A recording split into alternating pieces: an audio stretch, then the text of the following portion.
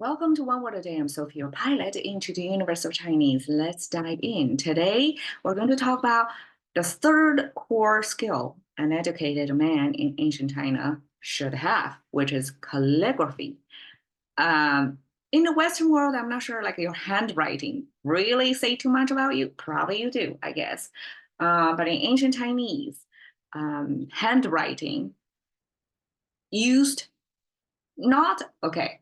The difference of the writing tools of the Western handwriting, which is the plume, right? The sharpened edge of the stem of the from the plume, which is quite limited.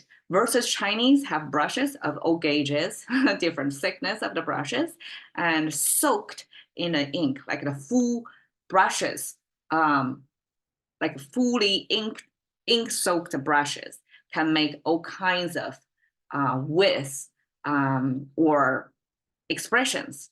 So the different writing tools, plus the Chinese characters, so much diverse, spatially, visually, so much more complicated than the 26 English characters, right? So you can probably imagine why calligraphy in Chinese culture was regarded even more as a telltale sign of somebody's character.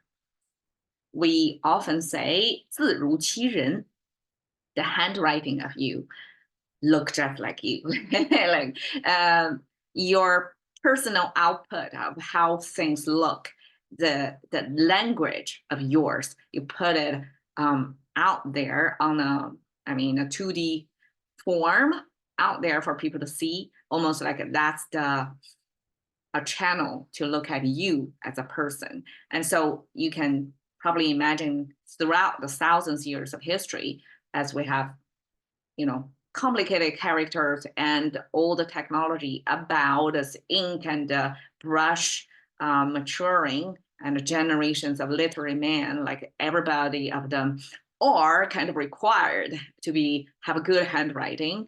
This calligraphy, like whoever made it into the Hall of Fame throughout the thousands of years, are really going to be admired, highly esteemed, just because they can write beautifully. Not only the content of writing, but I mean, a lot of them are actually not authors or the original passage, like not the original writer in the sense of a Western as a writer, but as the form of the writer. It could be somebody else's poem and they write it out in a beautiful way. And that itself is in regard. And a lot of them are multi-road. So if they're good at writing, come up with their own contents and they can write it out beautifully. So both the content and format are good. So some people can do that, but some are only good at writing itself, the format itself. Okay, so the calligraphy is made of the three-finger hand symbol holding a brush down, right? You can almost see. And these are the little brushes, brush holders.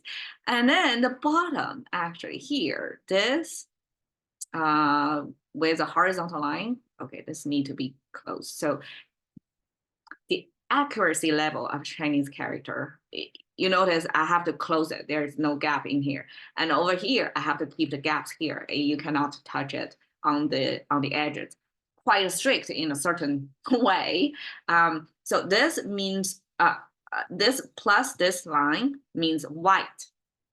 And it came from, I guess originally it was a sun symbol. So it's a sphere with energy inside. That's a Chinese sun symbol.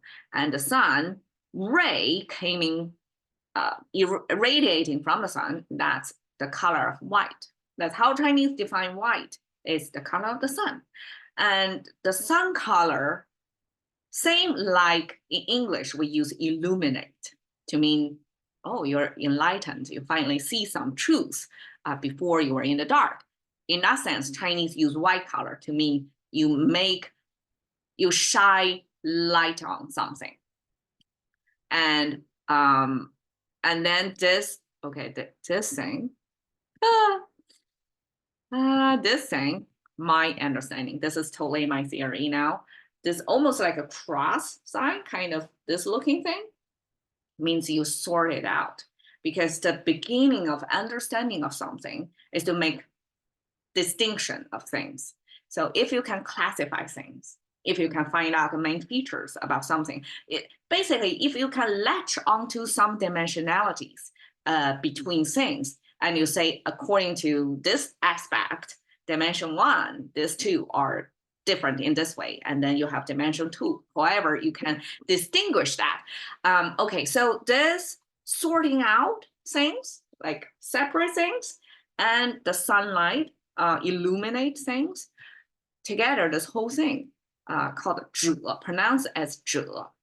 And just now, it's a revelation to me. This 者 can be translated as this AI age agent concept. And it almost like 者 sounds like agent as well. Okay, because 者 means you're kind of specialized in some area.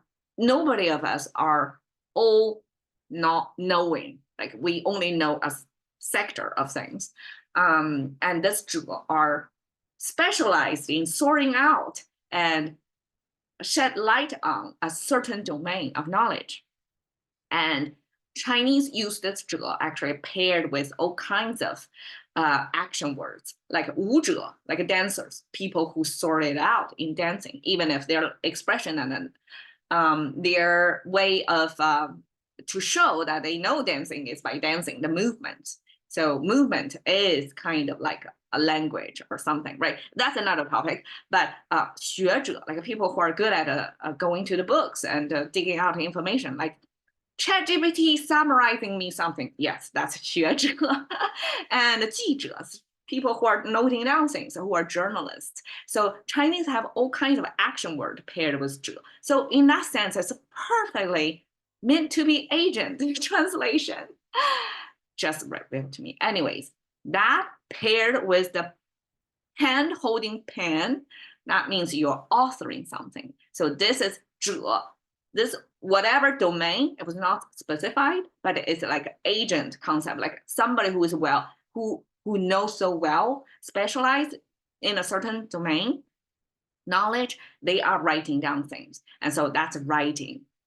And from that writing of the content, this 书 then transferred into the format of writing, not just the content of writing, but the format of writing. And I want to show you. Okay, you can see how diverse ways people can write. And I took one semester of Chinese calligraphy when I was in China in college. I didn't get that much. I mean, at the time, probably my young minds were still not well, tapped into the Chinese culture. And after doing Chinese episodes so long, I feel like I'm better connected to my root. And then these handwritings from generations of the top esteemed, well-known Chinese calligraphers, you can see like they are quite distinctive. You can almost tell a lot about them. And I want to call out the stamps, the red stamps on top of it. That's the collectors. Generations of collectors put their own mark, stamp on it. And then when they pass out, when they die or, they want to sell, they pass out, but their marker left forever on this piece.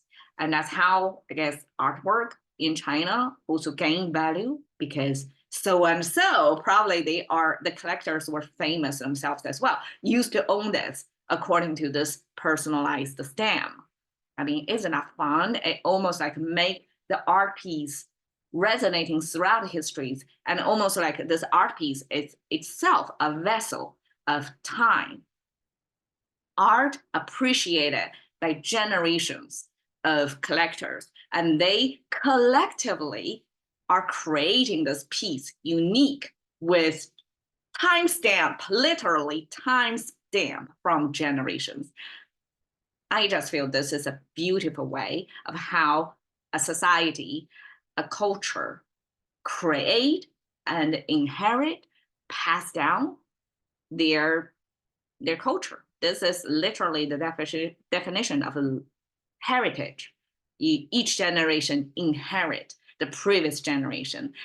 if you're lucky, you left your mark. If you're top calligraphist, you can be appreciated by generations. And not at least is Chinese culture. I'm not sure if in Western any good handwriting can be passed down through generation, appreciated in that way. And I only know to surface it. And I probably would like to take that class again. Shoot, there you go, the third skill. Thank you for your time. See you another day.